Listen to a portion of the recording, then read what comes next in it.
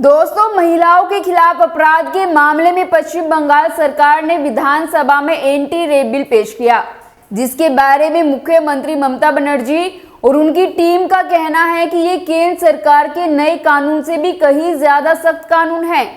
लेकिन सवाल ये है, क्या वास्तव में महिलाओं के खिलाफ अपराध पर काबू पाने के लिए सख्त कानून की ही जरूरत है? नए कानून की जरूरत तब पड़ती है जब शुरुआती कार्रवाई सही तरीके से हुई होती और कानूनी प्रक्रिया की वजह से न्याय मिलने में देरी हो रही होती। लेकिन कोलकाता रेप मर्डर केस में तो पुलिस के शुरुआती एक्शन पर ही सवाल उठाया जा रहा है। ममता सरकार पुलिस को बचाने में जुटी है, पुलिस ममता सरकार को बचाने में जुटी है, यही चल रहा है बस। और अब तो ममता की पुलिस ने हद ही पार कर दी, पीड़िता के परिवार वालों को चुप करने के लिए घूस देने लगी। नमस्कार दोस्तों, मैं हिमांशी कश्यप आपके साथ। आप देख रहे हैं जनता की आवाज। आगे बढ़ने से पहले इस वीडियो को लाइक करें, शेयर करें और अगर पहली बार जनता की आवाज न्यूज चैनल को देख रहे हैं तो चैनल को सब्सक्राइब भी करें और घंटी जरूर बजाएं, चैनल की भी और सरकार की भी। आज की नेशनल मीडिया के मुकाबले में जनता का साथ दीजिए और उसकी ताकत बनिए, जनता की आवाज बनिए और हो सके तो इसके लिए चैनल को ज्वाइन भी करें। आरजीकर मेडिकल कॉलेज और अस्पताल में ट्रेनी डॉक्टर की रेप के बाद हत्या मामले में पीड़ित परिवार ने बुधवार को पुलिस पर बड़ा आरोप लगाया। पीड़िता के पिता ने कहा कि पुलिस ने न सिर्फ उनकी बेटी के शव का जल्दबाजी में अंतिम संस्कार करके मामले को दबाने की कोशिश की, बल्कि हमें रिश्वत देने की भी कोशिश की। पीड़िता के पिता ने न्यूज एजेंसी पीटीआई को बताया कि पुलिस ने शुरू से ही मामले को दबाने की कोशिश की है, हमें सब देखने नहीं दिया गया और शव को पोस्टमार्टम के लिए भी ले जाने तक हमें थाने में इंतजार करना पड़ा। बाद में जब शव हमें सौंपा गया तो एक वरिष्ठ पुलिस अधिकारी ने हमें पैसे की पेशकश की, जिसे हमने तुरंत अस्वीकार कर दिया। पीड़िता के माता पिता ने बुधवार रात जूनियर डॉक्टर के साथ आरजीकर मेडिकल कॉलेज और अस्पताल में विरोध प्रदर्शन में भाग लेते हुए अपनी बेटी के लिए न्याय की मांग की। ममता बनर्जी खुद को स्ट्रीट फाइटर बताती है और कोलकाता रेप मर्डर केस में भी उनका ये रूप देखने को मिला। हैरानी की बात तो ये है कि ऐसे मामलों में अक्सर वो पीड़ितों को इंसाफ दिलाने की जगह अपने राजनीतिक बचाव की लड़ाई लड़ती नजर आती है, और वो भी बहुत ही असंवेदनशील तरीके से। आखिर ममता बनर्जी को ऐसा क्यों और कब लगा कि कोलकाता रेप मर्डर केस को लेकर देश भर के डॉक्टर और बंगाल के लोगों का गुस्सा कमजोर कानून को लेकर है? ममता बनर्जी के नए कानून के हिसाब से सजा तो सुनाई जा सकती है, लेकिन सवाल इस बात पर उठ रहे हैं, क्या त्वरित न्याय का वो तरीका व्यावहारिक भी है? अगर कानून के हिसाब से हड़बड़ी में सजा सुनाई गई तो क्या वास्तव में इंसाफ हो पाएगा? और अगर प्रक्रिया सही नहीं रही तो क्या बड़ी अदालतों से हमलावर छूट नहीं जाएगा? खतरा तो बेगुनाह की सजा पाने का भी है। दरअसल दोस्तों, लोगों में गुस्सा पुलिस के रवैयों को लेकर है, ना कि किसी सख्त कानून के ना होने को लेकर। जिस तरह से पुलिस ने शुरू में खुदकुशी बताकर मामले को रफा दफा करने की कोशिश की, क्या पुलिस को मालूम नहीं हो गया होगा कि मामला आत्महत्या का नहीं बल्कि हत्या का है, और वो भी बलात्कार के बाद की हत्या, जो पुलिस बताकर और हत्या के मामले को आत्महत्या करार देती है, उससे केस की जांच कराए जाने का क्या मतलब है? ये ठीक है कि ममता बनर्जी ने अपनी तरफ से एक डेडलाइन रखी थी और कहा था कि पुलिस केस सोल्व नहीं कर पाएगी तो सीबीआई जांच की सिफारिश करेगी, लेकिन उससे पहले ही कलकत्ता हाई कोर्ट ने सीबीआई जांच के आदेश दे दिए थे। क्या ममता बनर्जी को आरजीकर मेडिकल कॉलेज और अस्पताल रेप मर्डर केस में गुमराह किया गया? क्या कोलकाता पुलिस ने ममता बनर्जी को गुमराह किया, या ममता बनर्जी के भरोसेमंद अफसरों ने किसी ने? ट्रेनी डॉक्टर के साथ हुए रेप और मर्डर को खुदकुशी साबित करने में प्रिंसिपल और पुलिस दोनों की भूमिका एक जैसी नजर आती है, और ताज्जुब की बात यह है कि मुख्यमंत्री ममता बनर्जी की सरकार दोनों की हरकतों पर सीधे सीधे पर्दा डालने में जुटी रही। अगर ऐसा नहीं था तो आनन फानन में संदीप घोष को आरजीकर मेडिकल कॉलेज से ट्रांसफर कर कलकत्ता मेडिकल कॉलेज का प्रिंसिपल क्यों बनाया गया? वो तो कलकत्ता मेडिकल कॉलेज के छात्रों ने प्रिंसिपल के कमरे में ताला जड़ दिया और विरोध प्रदर्शन करने लगे। तब सरकार होश में आई, केस की जांच कर रही सीबीआई ने संदीप घोष को गिरफ्तार कर लिया। अगर मामला खुदकुशी का ही था फिर भी जांच तो उसकी भी होनी चाहिए थी और तब तक संदीप घोष को वेटिंग में भी रखा जा सकता था। तत्काल प्रभाव से प्रिंसिपल बनाने की हड़बड़ी क्यों थी?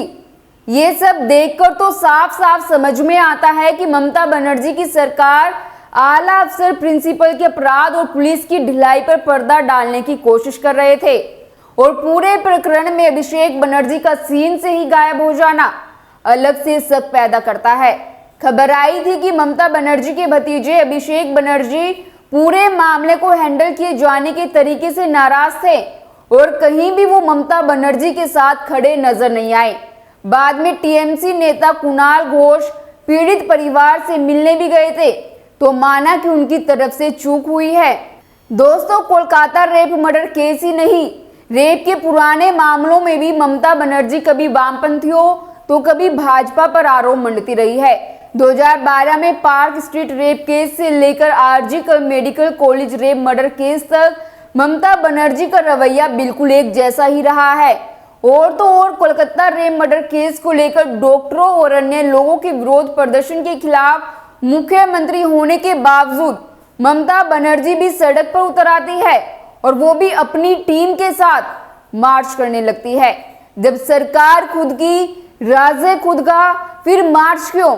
जनता को गुमराह करने के लिए या अपनी नाकामियों पर पर्दा डालने के लिए? 2013 में कमदुनी गैंग रेप की एक घटना के 10 दिन बाद ममता बनर्जी जब इलाके में गई तो वहां की महिलाओं का गुस्सा झेलना पड़ा। ममता बनर्जी को देखते ही एक महिला चिल्ला पड़ी थी, आप क्या अपना चेहरा दिखाने यहाँ आई है? ममता बनर्जी ने उसमें भी राजनीति खोज डाली थी और अपने खिलाफ प्रदर्शन कर रहे लोगों को राजनीतिक विरोधी करार दिया था। ममता बनर्जी ने कहा था, यहाँ के लोग सीपीएम के समर्थक है। मुझे ये कहते हुए दुख हो रहा है कि सीपीएम इस मामले में राजनीति कर रही है। तब ममता बनर्जी का ये भी दावा रहा कि उस मामले में गिरफ्तार किए गए सभी व्यक्ति सीपीएम के समर्थक थे। ऐसे ही 2021 में खबर आई थी कि पूरे पश्चिम बंगाल ने पुलिस थानों में बलात्कार की शिकायतें दबाई जा रही है। तब भी ममता बनर्जी की चुप्पी ने सबको हैरान किया था। पश्चिम बंगाल के नादिया जिले में एक नाबालिग के साथ गैंग रेप की खबर आने के बाद ममता बनर्जी के बयान पर खूब विवाद हुआ था। ममता बनर्जी पूछ रही थी, आपको कैसे पता कि उसके साथ रेप हुआ? क्या वो प्रेग्नेंट थी या लव अफेयर का मामला था या फिर वो बीमार थी? এভিডেন্সটা পাবে কোত্থেকে? অ্যাকচুয়াল রেপ হয়েছে না প্রেগন্যান্ট ছিল বা অন্য কোনো কারণ হয়েছে নাকি কেউ ধরে ধরে চড় মেরেছে, শরীরটা খারাপ হয়েছে, লাভ অ্যাফেয়ার্স তো ছিলই, বাড়ির লোকেরাও সেটা জানতো। ये ममता बनर्जी के पुराने स्टैंड और बयानी हैं जो महिलाओं के खिलाफ पश्चिम बंगाल में हुए अपराधों में तृणमूल कांग्रेस नेता के स्टैंड पर सवाल खड़े करते हैं। निर्भया कांड में दोषियों को सजा फांसी सालों बाद दी जा सकी, यानी दोषियों की गिरफ्तारी और जल्दी सुनवाई की मांग तो की जा सकती है और उसे सरकार पूरा भी कर सकती है, पर सरकार किसी भी कानून द्वारा आरोपी को सजा नहीं दे सकती। अब यह स्थिति सभी राजनीतिक दलों और उनके नेताओं को मालूम भी होती है, परंतु राजनीतिक रोटी सेकने के लिए वे अपने भाषणों में आरोपियों को तुरंत लटकाए जाने की मांग करते रहते हैं। अब ऐसे नेताओं से कौन पूछे कि किस विधि से आंदोलनकारियों की मांग को तुरंत पूरा किया जा सकता है? वे कभी भी इस सवाल का जवाब नहीं दे पाएंगे, क्योंकि भारत में न्याय की एक प्रक्रिया है जो सभी देश के नागरिकों पर लागू होती है। अदालत के 4 चरण होते हैं, पहला मजिस्ट्रेट, फिर सेशन कोर्ट, तब हाई कोर्ट और अंत में सुप्रीम कोर्ट। सेशन कोर्ट दोषी को फांसी की सजा तो सुना सकता है, लेकिन उस पर मोहर हाई कोर्ट को लगाना जरूरी है, अर्थात हाई कोर्ट तक मामले की सुनवाई तो होगी ही और इनमें लगता है टाइम। तो बार बार क्यों दोषी को तुरंत फांसी देने का आश्वासन और कानून? सुप्रीम कोर्ट के एक जस्टिस ने अभी अपने एक भाषण में कहा भी है कि भीड़ को तुरंत न्याय देने का बयान बिल्कुल गलत है, यह न्याय प्रक्रिया को चोट पहुंचाते हैं। दोस्तों, निर्भया कांड के बाद देश में ऐसे अपराधों के लिए सजा को सख्त बनाया गया था। उसके बाद बच्चों को यौन शोषण से बचाने के लिए और भी सख्त पोक्सो जैसा कानून बना। उन अधिनियमों का तजुर्बा क्या है? क्या उनमें जुर्म पर काबू पाने में तनिक भी मदद मिली?